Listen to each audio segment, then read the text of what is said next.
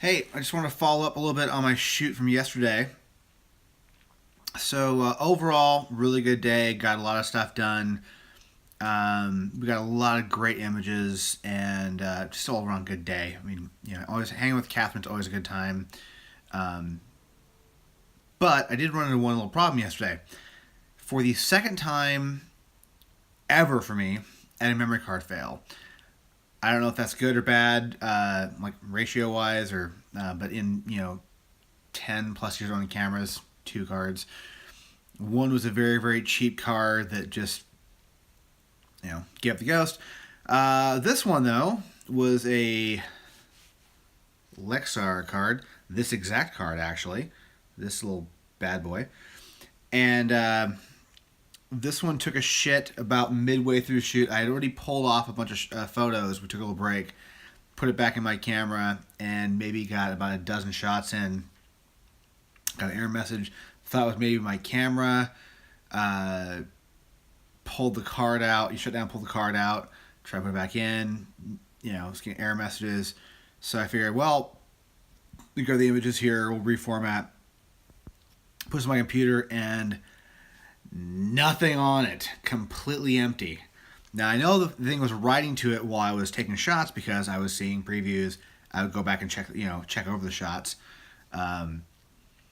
and so they were there. But when it came to actually trying to transfer them, it's completely empty. And it's at this point it's completely empty. I've tried putting in the back on the camera, tried putting my computer. There's just nothing on it, which is a serious drag. So I think this is the last of my purchase of Lexar cards.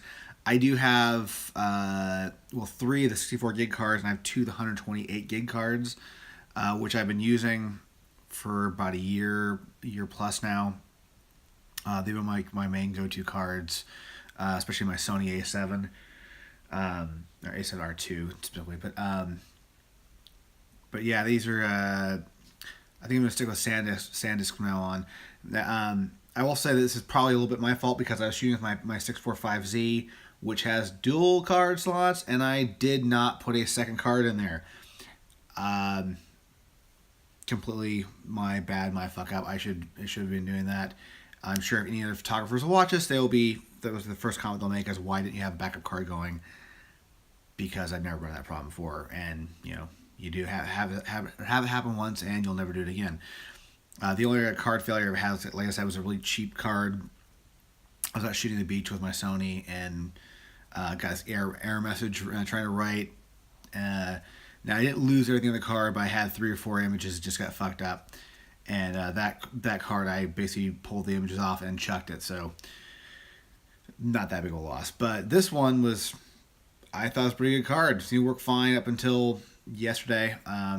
But it's going to be going into the scrap heap. If anyone has any recommendations for good cards, I'm always up to hear some information.